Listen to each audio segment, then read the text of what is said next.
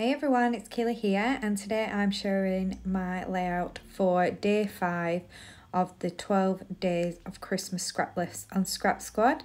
I am using our Scrap Squad Christmas kit, which is available at Aardvark Crafts. I'll add all the links in the description below to Scrap Squad and the shop as well. Now today's scrap lift is in the top right hand corner, and I've also added the link in the description below so you can check out the original and the creator. Now for this lift I decided to have a look through some of my cut files and see what tree cut files I have. I had actually used this exact cut file in the original layout last year. So I thought I'd use something different that I hadn't used before, because I did have a tendency to just kind of buy all the cut files and not use them. So I've been really trying to use a lot of cut files up this year that I had already purchased, and only purchased the occasional one this year.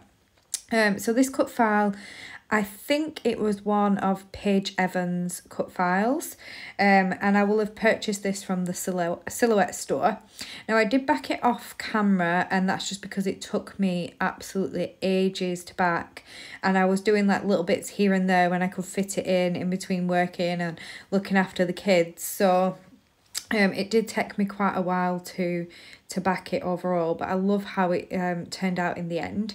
And I have used one of the pattern papers from the kit, which is kind of green with a slightly different green, so it's tone on tone with little Christmas trees on. So even though you can't really see it in the little stars, but now and again you can just kind of see a little Christmas tree peeking through.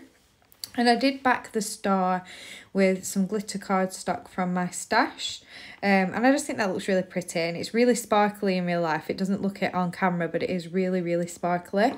Now the photo that I'm scrapbooking today is one of our Christmas tree last year, and last year's Christmas tree was quite different for us. Normally we have lots and lots of ornaments and decorations on the tree, because we have a tradition in my house that every year the kids get a new ornament for the tree, and that's so that by the time they're old enough to have their own tree, they will have a full collection of ornaments that they can decorate their tree with. But last year we did have to change things up a little bit, and that's because some of the children's ornaments are breakable, and we had a young kitten last year. She's slightly older now. I'm hoping this year she'll be quite different. I did wait to put our tree up last year, and I'm doing the same again this year, and that's just because she is obsessed with anything new.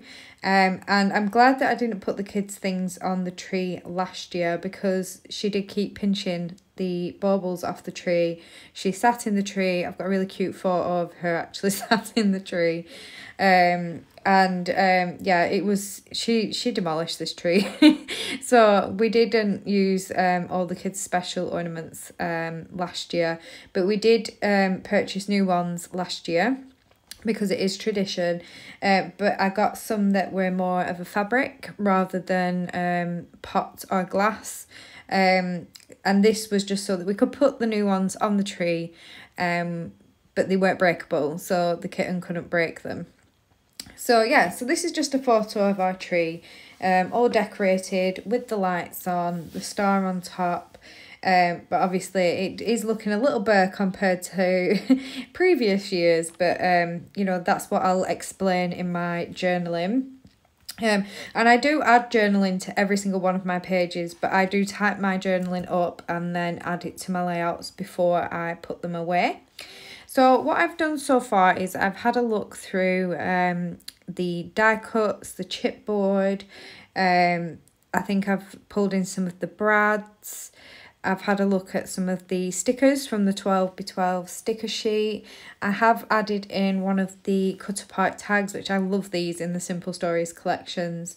And I'm just having a play really and figuring out how I'd like to embellish this layout.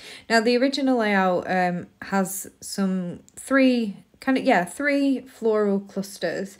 Now there is some florals in this collection, but there isn't absolutely lots and lots of them, and I have used some on a previous layout already. So I decided to go slightly different and just use other embellishments that I do have in this this kit, and use like gifts. I've got a candy cane that I bring in.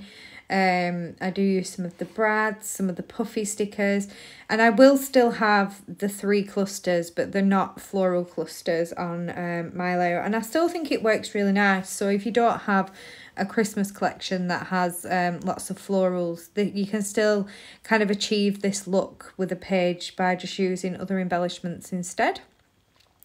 So I'm still looking through the stickers, and I'm going to pull in some word stickers that I'm going to add to the layout as well. I'm going to add one that reads "Making Spirits Bright," and I think that works really well with the story of a Christmas tree. And I do bring it in festive and fun, enjoy, and bells will be ringing as well, and they'll make it onto the layout shortly. But I am just kind of, like I said, fiddling at the moment. This is kind of how my process goes. I have a play, I filter out what I don't want to use, and kind of bring in the things that I do want to use. And my desk does end up very messy during this process. I end up with embellishments everywhere. Of things that I've tried and they haven't quite made it onto the layout. I do need to start being a little bit tidier when I'm scrapbooking, because my desk ends up covered in paper and embellishments. I am not the tidiest of scrapbookers, which is quite strange, because in real life, like with everything else, I'm a bit of a clean freak, and I like things to be in place, you know, have their own place and everything to be tidy. But yeah, when I'm scrapbooking, I'm not like that at all. I'm like the total opposite. I am going to use these puffy stickers that read "Merry," and I'm going to use those as my title for this page. I really like how on the original layout the title ran up the side of the Christmas tree, so I'm going to do that also on my layout as well. Now I'm just going to take everything off and start sticking things down. I hadn't even attached my background cardstock to my border. So I'm going to distress the edges of my cardstock, and skipping forward now, I have now stuck everything back down. I didn't think that you'd needed to watch me stick everything down after already watching me lay it out. I did have a play with the cluster at the top because I wasn't happy with it. I wasn't getting it quite right. So I did pull in a chipboard poinsettia, I think they're called. And I did bring in one of those, which was from the brads. The decorative brads. They have some chipboard embellishments on there as well. I pulled in a word sticker, a brad, and I'm now adding on some little glittery stars, which I punched out of the scraps from the glitter paper. So when I've used the glitter paper, any little scraps left over, I pull out my tiny little star punch and just punch out lots of little stars, because they're the perfect embellishment just to kind of scatter around my Christmas layouts, and they bring that glitter all over the page then. I have added on some gems from my stash as well, some little silver gems. It just adds a little bit more sparkle to the page. And then I'm going to finish off with some splatters, and I'm using my pearlescent paints, and these are just some cheap paints from Hobbycraft, but they are absolutely fantastic, and they add lots and lots of shimmer to a page. So this is my finished layout. I really hope you can join in with today's scrap lift. I'm really looking forward to seeing what everyone creates, and if you haven't got like a cutting machine to cut out a Christmas tree, you know, even just a triangle shaped pattern paper would work in place of a tree. I think that would actually look really nice, and I'd love to see how that would turn out. Anyway, I will be back tomorrow with another scrap lift. Thank you for watching. Bye.